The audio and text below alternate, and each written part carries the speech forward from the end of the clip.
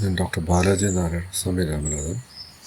NANR STR എൻ്റെ ചാനലിൽ നമ്മൾ ആത്മീയതയെന്ന് ഉദ്ദേശിക്കുന്നത് നമ്മുടെ അറിവ്, കോൺഷ്യസ്നെസ്സിനെ കുറിച്ചും എന്താണ് അറിവ്, എന്താണ് അറിവല്ലാത്തതിനെ കുറിച്ച് ഒരു 180ഓളം ടോക്സ് ഇട്ടിട്ടുണ്ട്. ഓൾമോസ്റ്റ് എല്ലാ ടോക്കും കവർ ചെയ്തിട്ടുണ്ട്.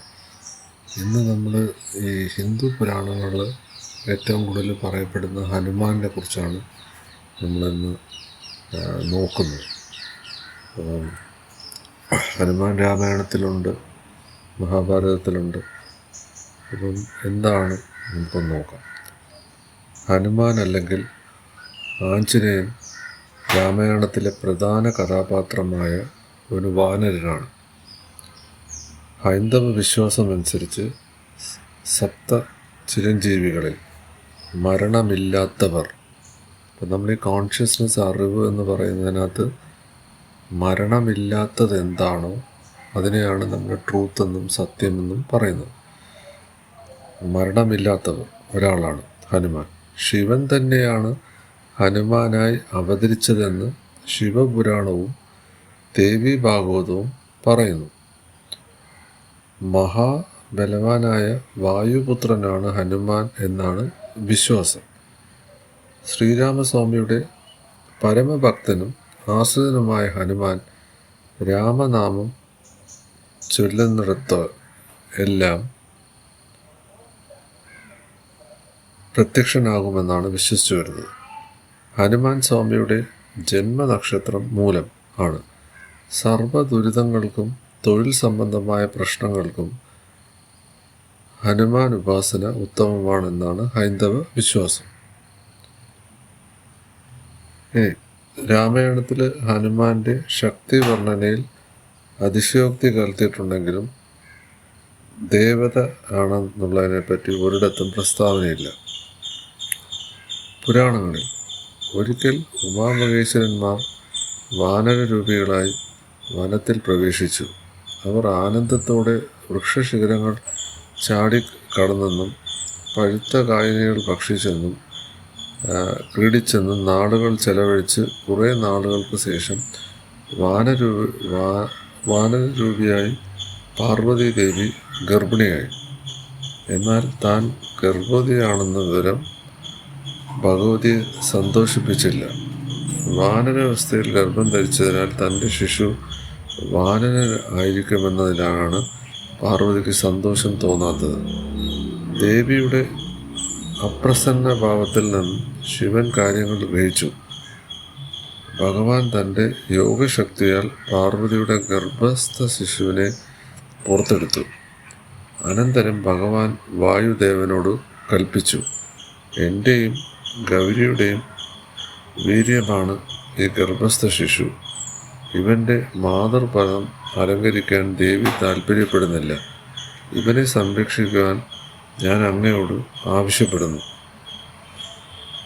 ദേവാദിദേവനായ ശ്രീ പരമേശ്വരൻ്റെയും ആദിപരാശക്തിയായ ദേവി ഉമയുടെയും ചൈതന്യമായ ശിശുവിനെ സംരക്ഷിക്കുവാൻ കഴിയുന്നതിനപ്പുറം മറ്റെന്ത് ഭാഗ്യമാണ് എനിക്ക് വേണ്ടത്? ആനന്ദത്താൽ മതി പറന്ന് വായുദേവൻ ഇങ്ങനെ പറഞ്ഞുകൊണ്ട് ശിവനിൽ നിന്നും ഗർഭസ്ഥ ശിശുവിനെ ഏറ്റുവാങ്ങി. വായുദേവൻ ആ ഗർഭസ്ഥ ശിശുവിനെ മാറോട് ചേർത്ത് പിടിച്ചുകൊണ്ട് ത്രിലോകങ്ങളിലും സഞ്ചരിച്ചു. അപ്പോൾ വായു ഭഗവാൻ ഒരു സംശയം തോന്നി. ഈ ഗർഭസ്ഥ ശിശു ആരിലൂടെ ജനിക്കും? അക്കാലത്ത് കേസരി എന്ന വാനരരാജൻ്റെ പത്നിയായ അഞ്ജന പുത്രലാഭാർത്ഥം ശിവനെ തപസ് ചെയ്യുന്ന വിവരം വായു ഭഗവാൻ അറിഞ്ഞു. അദ്ദേഹം ആഞ്ജനേയക്ക് മുന്നിൽ പ്രത്യക്ഷനായി പറഞ്ഞു, പുത്രലാഭാർത്ഥം നീ അനുഷ്ഠിക്കുന്ന തപസ് മതിയാക്കൂ. ഊഷരമായ നിന്റെ ഗർഭപാത്രത്തിൽ ഞാനിതാ ശിവശക്തി ചൈതന്യമുള്ള ഒരു ശിശുവിനെ നിക്ഷേപിക്കുന്നു. അവന് വേണ്ടുന്ന പരിചരം ചെയ്ത് അവനെ ശുശ്രൂഷിച്ച് നീ വാഴുക. അഞ്ജന ആനന്ദ സമുദ്രത്തിൽ ആറാടി. അവൾ ഇരു കൈകളും കൂപ്പി വായുദേവന് സ്തുതി പറഞ്ഞുകൊണ്ട് ആ ഗർഭം ഏറ്റുവാങ്ങി. ദിനങ്ങൾ കടന്നുപോയി. അഞ്ജന സൂര്യതേജസ്സും ബലവാനുമായ ഒരു പുത്രന് ജന്മം നൽകി. അവൻ്റെ ജന്മത്തിൽ പ്രപഞ്ചവാസികളെല്ലാം ആഹ്ലാദിച്ചു. വാനരൂപിയായ ആ ശിശുവിൻ്റെ തേജസ് ആരുടെയും മനം മയക്കുന്നതായിരുന്നു. ആഞ്ജനേയനായ ആ ശിശുവാണ് പിൽക്കാലത്ത് ഹനുമാൻ എന്ന പേരിൽ പുരാണ പ്രസിദ്ധനായി തീർന്നത്. രാക്ഷസ രാജാവായ രാവണൻ്റെ തടവിൽ നിന്നും രാമൻ്റെ ഭാര്യയായ സീതയെ കണ്ടെടുക്കാനുള്ള ദൗത്യത്തിൽ രാമന് വേണ്ടി ദൂത് പോയതാണ് ഹനുമാൻ ചെയ്ത കൃത്യങ്ങളിൽ പ്രധാനപ്പെട്ടത്. രാവണ യുദ്ധത്തിൽ ദാരുണമായി മുറിവേറ്റ രാമൻ്റെ സഹോദരൻ ലക്ഷ്മണനെ സുഖപ്പെടുത്തുന്നതിനായി ഹനുമാൻ ഹിമാലയത്തിലേക്ക് പറക്കുകയും ഔഷധ സസ്യങ്ങൾ നിറഞ്ഞ മരുത്വാമല വഹിച്ചുകൊണ്ട് തിരികെ വരികയും ചെയ്തു. സംശയാതീതമായ ദൃഢഭക്തിയുടെ ഉത്തമ ഉദാഹരണമായി ഹനുമാൻ പരക്കെ അംഗീകരിക്കപ്പെടുന്നു. ഒരു വാനര രൂപത്തിൽ ആരാധിക്കപ്പെടുന്ന ഇദ്ദേഹം തൻ്റെ ബുദ്ധിശക്തി കൊണ്ട് രാമനോടുള്ള വിശ്വസ്തത കൊണ്ട് ഹിന്ദു വിശ്വാസത്തിൽ പ്രധാനപ്പെട്ടൊരു ദേവനായി അറിയപ്പെടുന്നു. രാമനാമം ജപിക്കുന്നിടത്ത് ഹനുമാന്റെ സാന്നിധ്യം ഉണ്ടാവുമെന്നും നവഗ്രഹ ദോഷങ്ങൾ പ്രത്യേകിച്ചും ശനിദോഷം ഹനുമാൻ ഭക്തരെ ബാധിക്കില്ലെന്നും ഭക്തരുടെ വിശ്വാസം. ഹനുമാനും ശനിയും തമ്മിലുള്ള ബന്ധം പുരാണങ്ങളിൽ കാണാം. ഹനുമൻ സഹസ്രനാമ സ്തോത്രത്തിൽ കൊടുത്തിട്ടുള്ള ഹനുമാന്റെ പല നാമങ്ങളിൽ ഒരു നാമമാണ് ശനി. സൂര്യസംഹിതയിൽ ഹനുമാൻ ശനിയാഴ്ച ജനിച്ചു എന്ന് പറയുന്നു. ശനിയുടെ 10 നാമങ്ങളിൽ നിന്നും ഒരു നാമമാണ് രുദ്രൻ എന്നത്. ശനിയെപ്പോലെ ഹനുമാനും കറുത്ത വർണ്ണത്തിൽ കാണപ്പെടുന്നു. ഗണ്ഡപാൽ പ്രദേശത്ത് ശനി പ്രസിദ്ധമായത് കാരണം ഹനുമാനും ശനിയെപ്പോലെ ഇരുമ്പിൻ്റെ ചാട്ടവാർ പിടിച്ചിട്ടുള്ളതായി കാണപ്പെടുന്നു. ഇതുകൊണ്ടായിരിക്കാം അറിയാതെ തന്നെ ശനിയുടെയും ഹനുമാന്റെയും സാമ്പ്രദായം കൽപ്പിച്ചിരിക്കുന്നത് ശനി ദിവസവും ഹനുമാന്റെ പൂജയും ശനിയാഴ്ച എടുക്കുന്ന വ്രതത്തിൽ ഹനുമാന്റെ ഉപാസനയും തുടങ്ങിയത് ഇക്കാരണത്തിലായിരിക്കുമെന്ന് വിശ്വാസം. പഞ്ചമുഖ ഹനുമാൻ. 5 തലങ്ങളിലുള്ള ഹനുമാന്റെ വിശ്വരൂപം പഞ്ചമുഖ ഹനുമാൻ എന്നറിയപ്പെടുന്നു. ഹൈന്ദവ വിശ്വാസപ്രകാരം ഇത് ഹനുമാന്റെ അതിശക്തവും സർവരക്ഷാകരമായ ഉഗ്രരൂപമാണ്. അപൂർവ ക്ഷേത്രങ്ങളിൽ മാത്രമേ ഈ രൂപത്തിലുള്ള പ്രതിഷ്ഠ കാണാറുള്ളൂ. അഹിമഹി രാവണന്മാരെ നിഗ്രഹിച്ച് പാതാളത്തിൽ നിന്നും രാമലക്ഷ്മണന്മാരെ മോചിപ്പിക്കാനാണ് ഹനുമാൻ ഈ ഉഗ്രരൂപം സ്വീകരിച്ചത് എന്ന് കഥ. മഹാവിഷ്ണുവിൻ്റെ 3 ഉഗ്ര അവതാരങ്ങളിൽ വിഷ്ണുവാഹനമായ ഗരുഡനും കൂടി ഈ രൂപത്തിൽ ചേർന്ന് കാണപ്പെടുന്നു. വരാഹമൂർത്തി വടക്കും നരസിംഹമൂർത്തി തെക്കും ഗരുഡൻ പഞ്ചമി ദിക്കും ഹയഗ്രീവൻ ആകാശത്തേക്കും സ്വന്തം മുഖം പൂർവ്വദിക്കിലേക്കും ദർശിച്ചുകൊണ്ടുള്ള 5 മുഖമാണ് ഇത്. പഞ്ചമുഖ ഹനുമാനെ ആരാധിക്കുന്നത് ഐശ്വര്യകരവും സർവരക്ഷാകരവും എന്നാണ് വിശ്വാസം. സുവർജല സമേത് ഹനുമാൻ. ബ്രഹ്മപുരാണത്തിൽ ഹനുമാനെയും വൃക്ഷാപികയും പറ്റി പ്രസ്താവിച്ചിട്ടുണ്ട്. ഹനുമൻ ചരിത്രം പരാമർശിക്കപ്പെടുന്ന പരാശര സഹിത എന്ന ഗ്രന്ഥത്തിലാണ് ഹനുമാൻ സ്വാമിയുടെ വിവാഹത്തെക്കുറിച്ച് പ്രതിപാദിക്കുന്നത്. വിദ്യാഭ്യാസം പൂർത്തിയാക്കാൻ ഹനുമാൻ സൂര്യനെയാണ് ഗുരുവായി സ്വീകരിച്ചത്.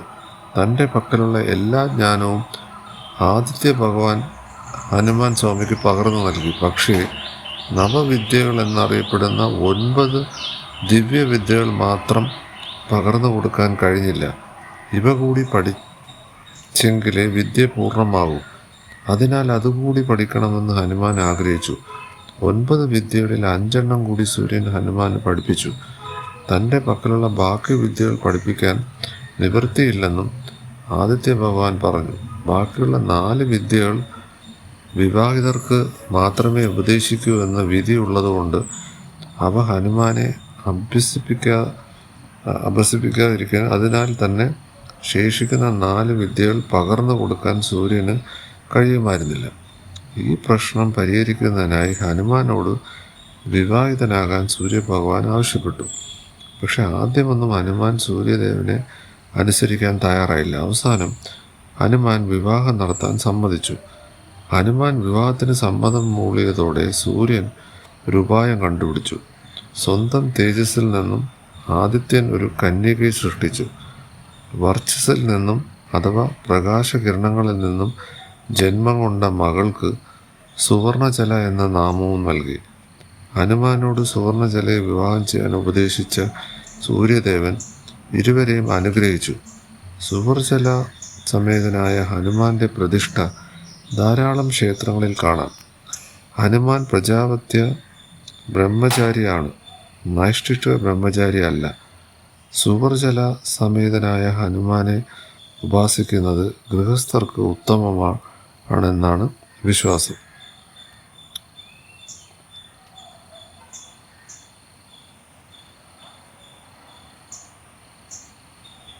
കേരളത്തിൽ അറിയപ്പെടുന്ന ഹനുമാൻ ക്ഷേത്രങ്ങളിൽ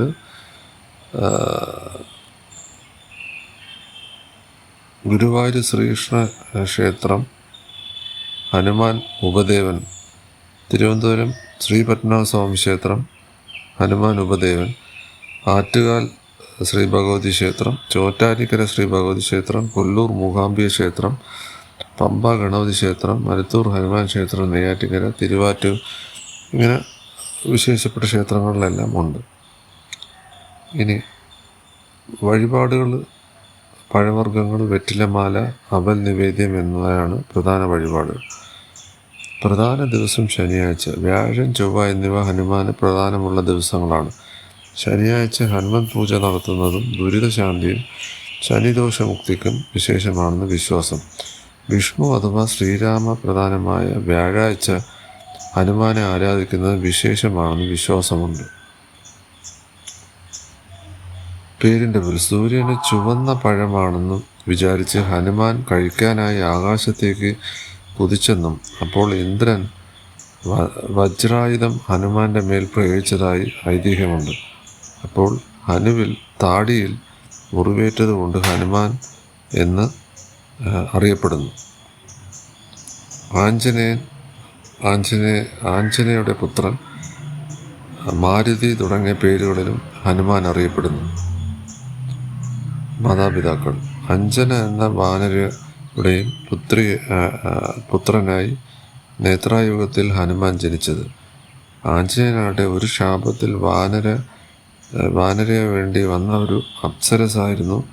ശിവന്റെ ഒരു അവതാരത്തെ പ്രസവിക്കുമ്പോൾ പഴയ രൂപം തിരിച്ചു കിട്ടും എന്നായിരുന്നു ശാപമോക്ഷം. അഞ്ജനയുടെ ഭർത്താവ് കേസരി എന്ന ശക്തനായ ഒരു വാനരവീരനായിരുന്നു. മുനിമാരെ ഉപദ്രവിച്ചിരുന്ന ഒരു ഭീകരനായ ആനയെ കൊന്നതിനാലാണ് ഇദ്ദേഹത്തിന് ഈ പേര് ലഭിച്ചത്. കേസരിയോടൊത്ത് അഞ്ജന ശിവൻ തൻ്റെ പുത്രനായി ജനിക്കണമെന്നും വളരെ കഠിനമായി പ്രാർത്ഥിച്ചിരുന്നു. ഇതിൽ സംതൃപ്തനായ ശിവൻ ഈ വിവരം അവർക്ക് നൽകി. അങ്ങനെ ശിവനാണ് ഹനുമാനായി ജനിച്ചതെന്നും ഹൈന്ദവ വിശ്വാസം.